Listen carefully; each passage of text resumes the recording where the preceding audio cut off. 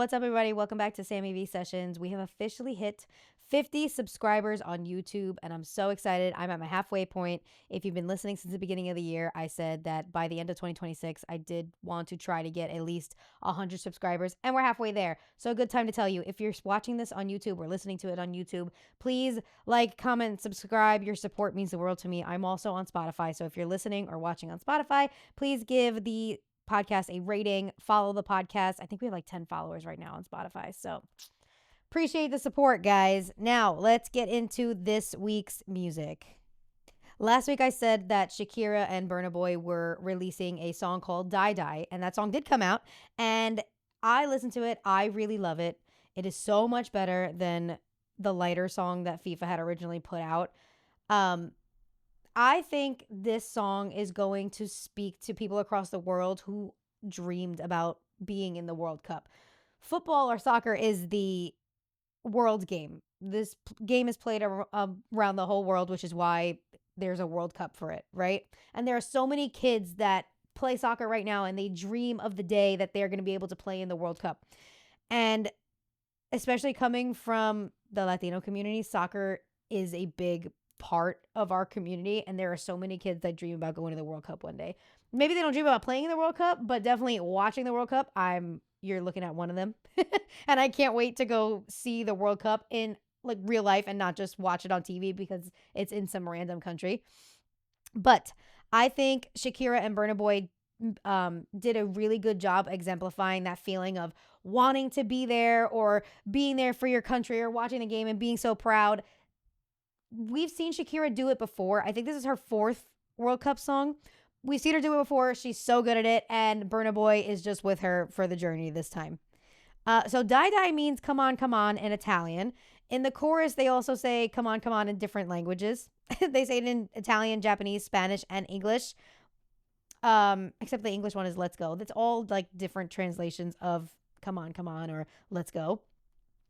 In the song, they name drop a few players and countries, honoring the people and the countries that made the World Cup what it is.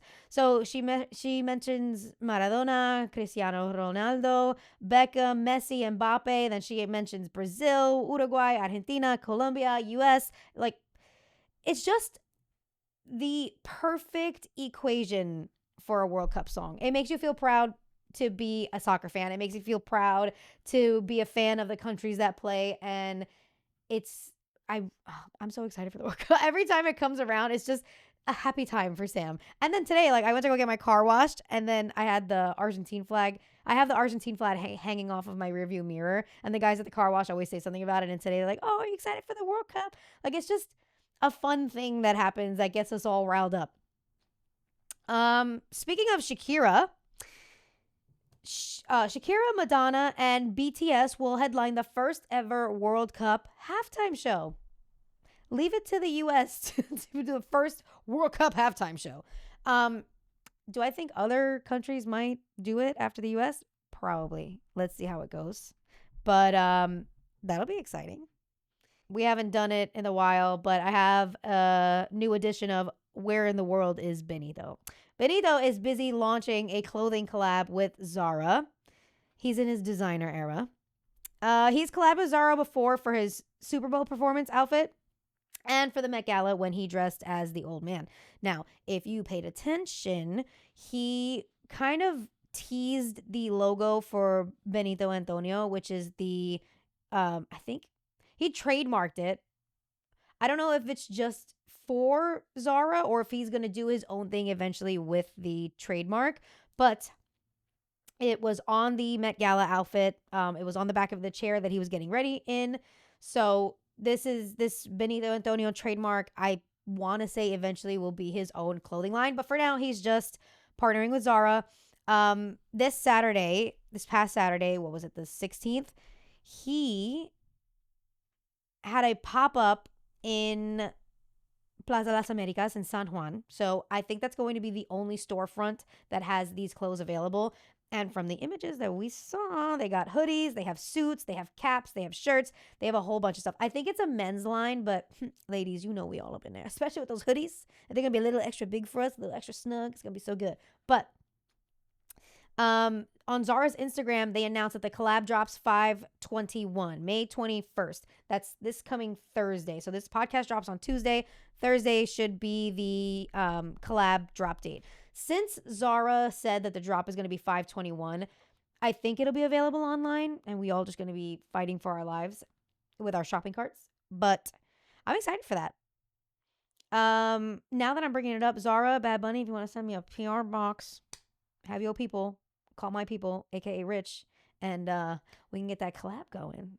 But other than that, I'm excited for it. What do you think about the Zara collab? I've only seen this sweater, which I really The liked. Nueva York sweater? Yeah, that's the only thing Yeah. I've seen, so that's the only thing I can speak on. But yeah, I kind of yeah, I need that. My thing is, if you're going to buy these clothes, please wear it. Please don't just sell it for extra money. Like, I want to see people actually wearing his stuff. I don't want people to be like, let me hold on to it and in a couple of weeks it'll be worth more money. Like, stop scalping. So, yeah, so the storefront is only in San Juan. So, that's the only place you're going to get it.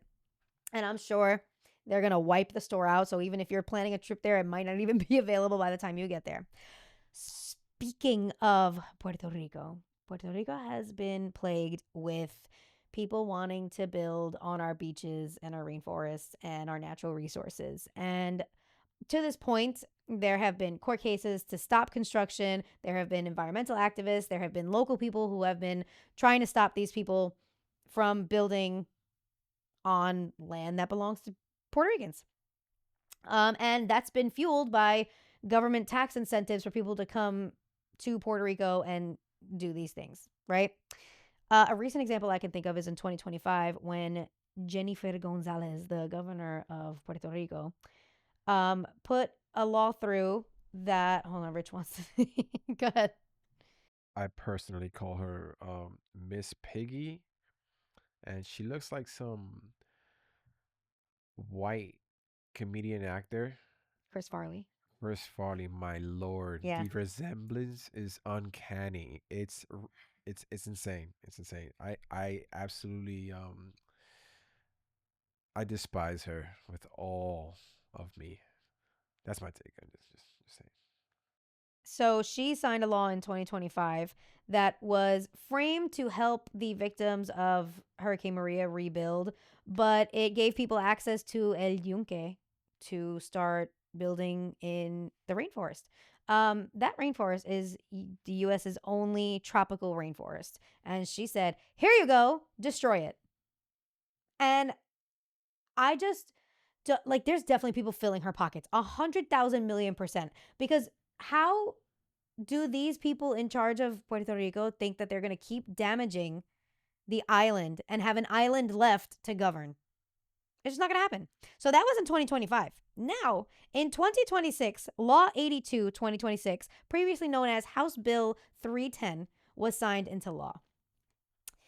This law from the government side is saying that it's a way to fast track projects through. It'll stop frivolous lawsuits against construction projects that have been happening on the island. So, on this new bill, if you want to create an injunction or challenge a new construction project, you must post a 10% bond on this project. So, if the project costs $100 million, you need to front $10 million. Now, that is an issue, right? Because who has $10 million? We all know that no environmentalists get paid pennies for saving the environment, right? So they don't have $10 million if this project is going to hurt the environment in any way. Local Puerto Ricans damn sure don't have $10 million. I don't have $10 million. You got $10 million? Because I don't know anybody who just has $10 million laying around, right? That's just an example. On on top of needing a 10% bond, challengers must provide proof of specific personal imminent damage. What does that mean? Imminent means it's happening very soon. So, in my brain, with this specific language that they're using in this law, if somebody, say they want to build a resort on a beach, right? Turtles may be laying eggs on that beach. right? So if we're like, hey, you can't build here, the turtles will have nowhere to go to lay their eggs. They might have a surveyor come out and be like, I don't see no turtles right this second. So guess what? Your argument, invalid. Again, environmentalists might be like, hey, a hurricane might come. You don't have enough support on this beach that you want to build on. Your resort's going to get destroyed, and the coast is going to get destroyed, and the environment over here is going to get destroyed. We can't do this. They can be like, well, the skies are blue right now. I don't see any hurricanes coming right now, so we can still build. So you see the stupid language that they're putting in here to try to stop people from stopping corporations, projects, whatever it is. People with money trying to come into the island and quote unquote invest in Puerto Rico, but we all know that it's for the greed of the people who are building there, and it's not for Puerto Ricans. And they can say all they want, oh, this will create jobs in Puerto Rico. Why do you think the people of Puerto Rico just want to be hospitality people? See why we still need to be building hotels and resorts and all of these things when there are already things there. And it's some hospitals, some schools, some new neighborhoods. How about fixing the electricity problem? Exactly. How about fixing the water problem? The high bond, that 10% bond. Now I used 100 million for an example. Maybe they're all not that expensive, but still, like, that's a lot of money to post 10% of whatever it is. It's going to stop the everyday citizens in Puerto Rico and the environmentalists in Puerto Rico that care about the island from stopping these corporations and these investors from damaging the island for the foreseeable future, in the far future, whatever it is. It's creating a barrier so that we can no longer protest on the beach when people decide to extend their backyard to the ocean. We can no longer protest on the beach if we see somebody doing construction that's illegal. So there's a saying in Puerto Rico, because it's also a law, that las playas son de pueblo. And what that means is the beaches are for the people, right? The people, the community, the public. It's for the public, right? Now, lots of people are talking about this on TikTok, but in Spanish. I'm bringing it to you in English because we all know if you don't speak Spanish, you see somebody speaking Spanish, you're going to skip right by it. So I'm bringing it to you in English. This is for all of the new people that love Puerto Rico, because Puerto Rico is trending right now. And guess what? There's nothing wrong with that. Some people are going there with bad intentions. However, I feel like there is a much bigger support for Puerto Rico group than there is in the people that are coming there with bad intentions, right? Tourists also benefit off of this public beach that I mentioned before. The beaches are public for everybody. Now imagine you're somebody that's not Puerto Rican, but you love coming to the island. You have your favorite beach, everything like that, right? One day you go to your favorite beach and there's now a resort there and you can't access the beach anymore. It's illegal in Puerto Rico because even if you're a tourist, you should be able to go to the beach for free. There should be no barriers for you to go to the beach. That's something they're also doing. So now local Puerto Ricans that live there all the time, and they're not a tourist just coming there for a few days and going back home and forgetting about what goes on, they can't do that anymore because they have to post bond and they have to have a reason for it to be personally afflicting on them. But like I was saying before, a lot of people like to say gringo go home and all this. Yes, but I do believe that there are a lot of people out there that love Puerto Rico and want to try to help. So what you can do to help, if you see somebody talking about the Puerto Rican, what is it? The Law 82/2026. So usually they post it on the top of their screen. Now, all you got to do is hit that little translate button. It'll translate the captions and everything. If you can repost me, repost them, just get the word out. The more attention that's brought to this, more people know about what they're trying to do. It's obvious. It's in their face, right? So just talking about it with your family too. A lot of us aren't there all the time. Now, me and Rich go to Puerto Rico multiple times in a year. We're part of the people in the diaspora that want to go back home, but we're afraid that by the time we're able to do so, by the time we're able to move there, save up enough money to, either start a business or buy a house, there's not going to be a Puerto Rico to go back home to. So this is my little love letter to all of the Puerto Ricans that live there and are experiencing this. And I believe there's going to be a protest on the 30th and the 31st I physically can't be there because I unfortunately have to work. But my heart goes out to all of you. And I know some of you might watch this and be like, oh, she doesn't know what she's talking about. But I love Puerto Rico as a Puerto Rican myself. I feel like we need to be doing more to save it. So yeah, like, comment, post. If you really want to be knowledgeable about it, look it up and support the people that are trying to fight for Puerto Rico. I don't care if bots are coming after me or the haters or the this or the Arcangel is talking about fucking Spain. Thank you. But listen, I know what's happening in PR. We've seen it happen in Hawaii. It's literally happening in front of us. And if we don't stop it, it's going to become Hawaii. Now on to the big news, the biggest news, the news that you've been waiting all podcast. Drake dropping 3 albums. We have 3 new albums. Drake said, here's 3 albums. Stop bothering me. Because honestly, that's a lot. That's a lot of music. I took a note. Let's see. Iceman, 18 songs, an hour and 8 minutes. You have Maid of Honor, 14 songs, 45 minutes. You have Abipti, which is 11 songs, 36 minutes.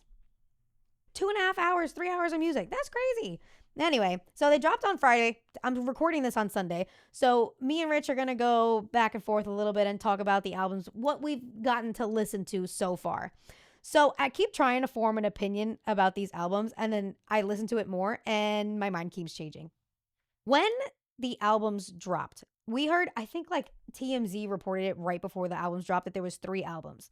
Spotify, Iceman was only under popular releases, and on his page, it doesn't show all albums, right? So let's put that filter on in our brain right now. Let's go back to the Sam that didn't know that there was 3 albums. I thought TMZ was caught in a lie. I was about to say, I don't see 3 albums here, so I'm just going to listen to Iceman. I listened to Iceman twice through, okay? I listened to it twice before I formed an opinion, I thought about anything, or took any notes.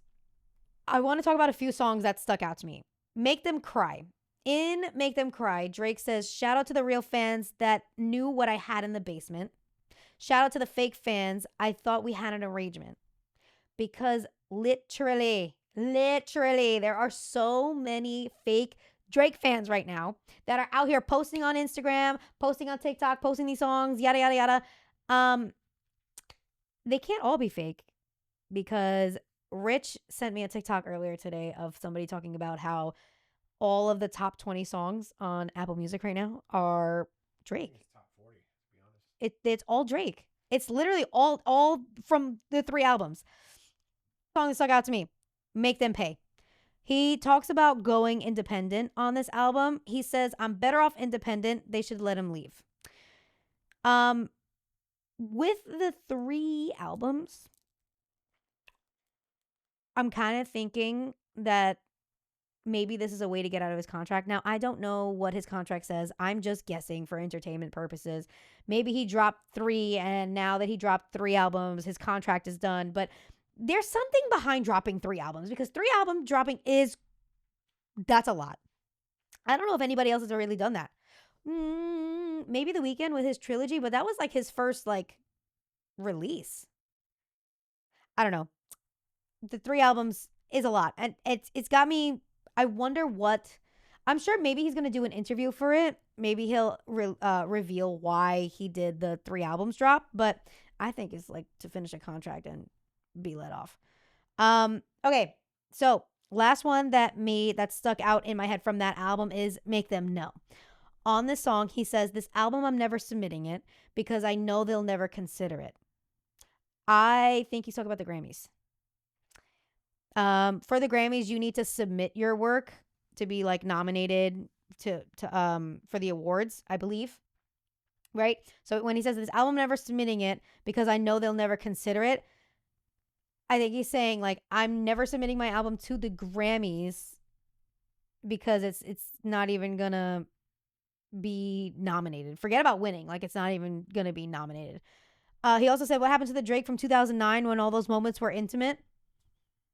Me and Rich said this on the last podcast, that we hope that this album is going to be something like his old stuff. Like, we need that old Drake back.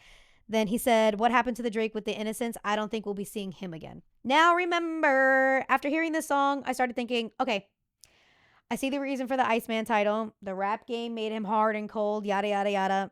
And that's what the album is giving. But that's not the Drake that I wanted. Remember, that's what I was thinking. And then I told Rich the same thing. And I said, oh, wait a second. I found the other two albums. So guess what?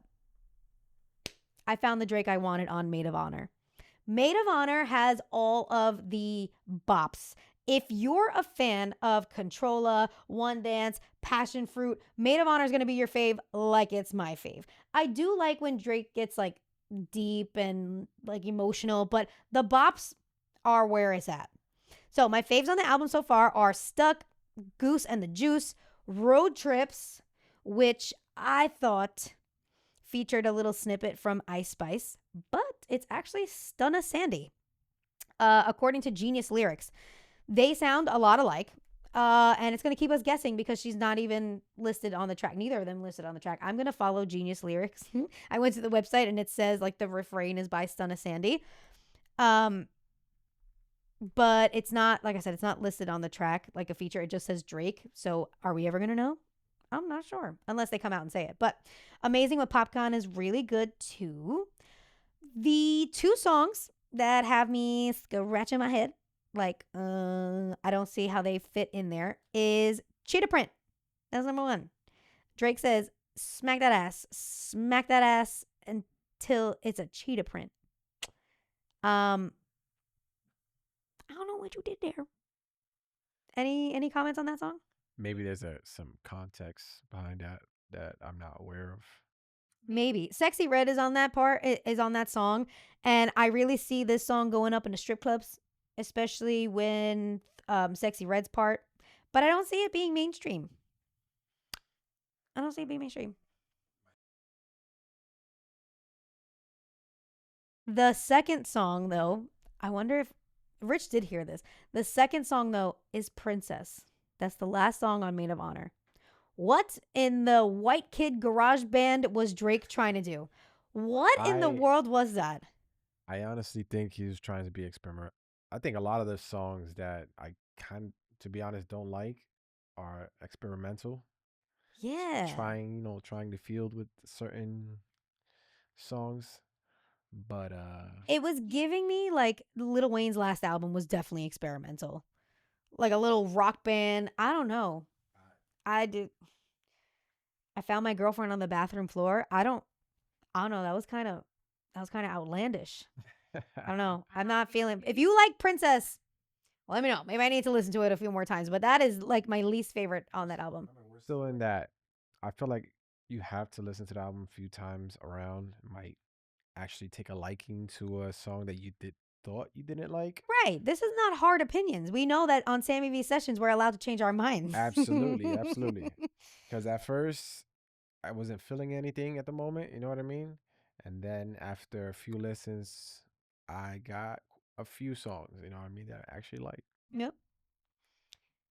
So Charlemagne the God started a rumor on the Breakfast Club. He said Karol G is on the album too.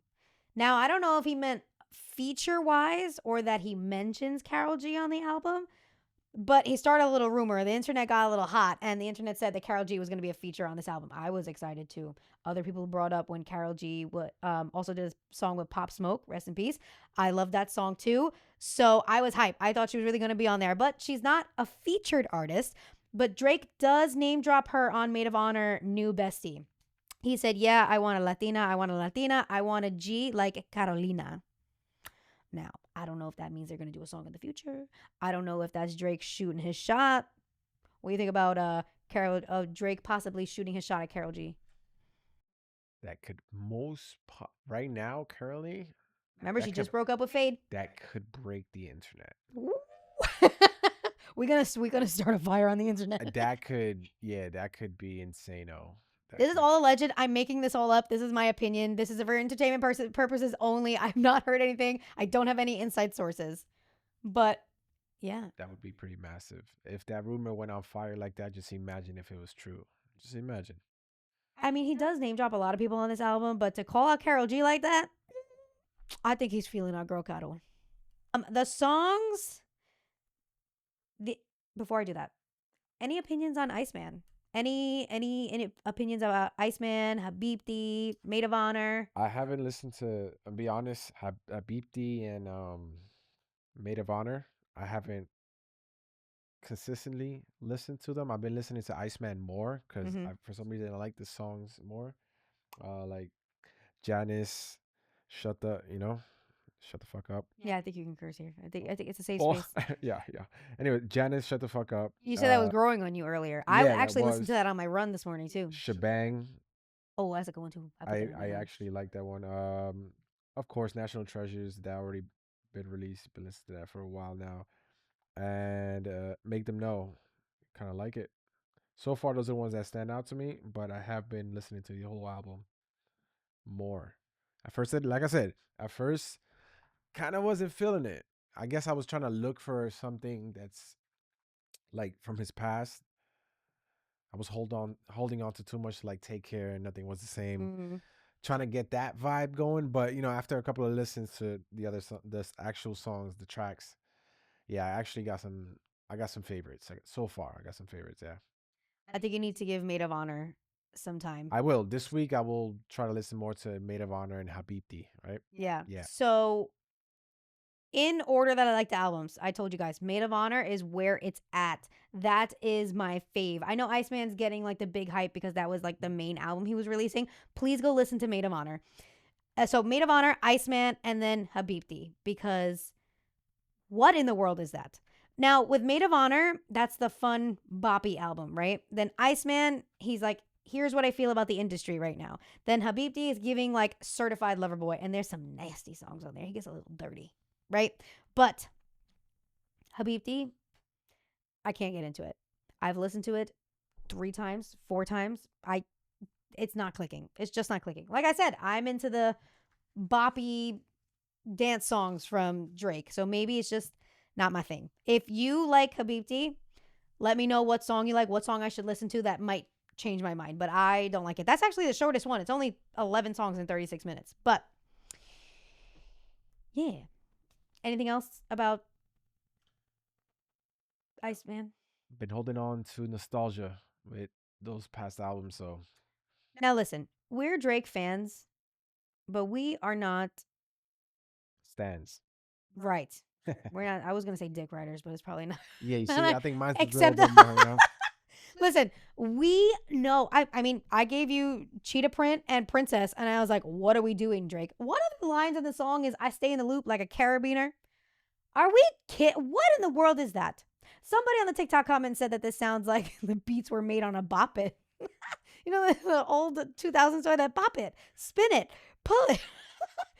Somebody else said that these albums sound like Drake wrote the songs. I mean, like, there's always going to be haters, but we're all listening to it, right? Even the haters, I'm sure, are listening to it to be like, oh, yeah, I knew this was going to be trash. There's gonna be criticism no matter what. Whatever. And now I'm not saying Somebody might love, to be honest, somebody's favorite album might be Habibti. right, and Like they that's love fine. it. But I think we should expect there to be bangers and there to be trash if there's 3 albums being released. Yeah, you can't expect all 3 albums to be golden. Fire, Yeah. right? Or right. even half the album these days, it's just kind of Right. I do think each album has a different theme to them that I mentioned before. So there was a purpose behind like 3 of them. But damn, I just wish he would have done some press or something. So like I need like an interview. He needs to do an interview with somebody. Drake, come on down to Sammie Vee Sessions. We got some things to discuss. I feel like, let me just put this take in there. I think like 6 months from now, there's gonna be a whole different take on all 3 albums. Of course. 100%. No, Maid of Honor still my number 1. No, that's fine. Maid of Honor still That's my fine. number 1. I'm just saying, the mass population of Drake fans and anyone who listens to the 3 albums, there'll be different takes in like 6 months from now. There'll be new favorite songs, all that. Yep. All right. Song of the week. You got one, babe? Song of the week for me, like I said, kind of hilarious. Right now, Janice Shut the Fuck Up is growing on me. So that right now, that's the song of the week for me. All right. My song of the week is going to be from Maid of Honor. It's going to be Stuck and Goose and the Juice. Because I'm giving you 2 because when you listen to the album, Stuck is first and then Goose and the Juice is second. They flow right into each other beautifully. That's another criticism I had about all 3 albums. They don't sound like a cohesive form of work. They kind of just sound all scattered. The only two songs that I see flow into one another is Stuck and The Goose and the Juice.